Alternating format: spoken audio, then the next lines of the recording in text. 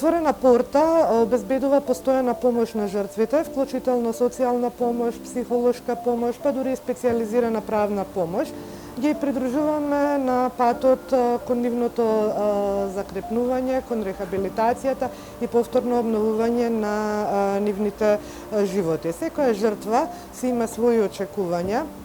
Некои од нив едноставно не сакаат да зборуваат за искуствата низ кои што поминале, не сакаат да се подсетуваат на минатото и сакаат да го остават за себе, додека пак некои други едноставно избираат да се борат за правдата, да бараат компензација и да бараат правен лек.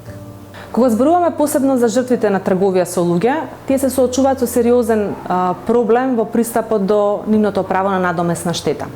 Ова е од повеќе причини, но најчесто тоа е причината на нивната слаба економска моќ или неможноста да се наплатат од сторителот на кривично дело.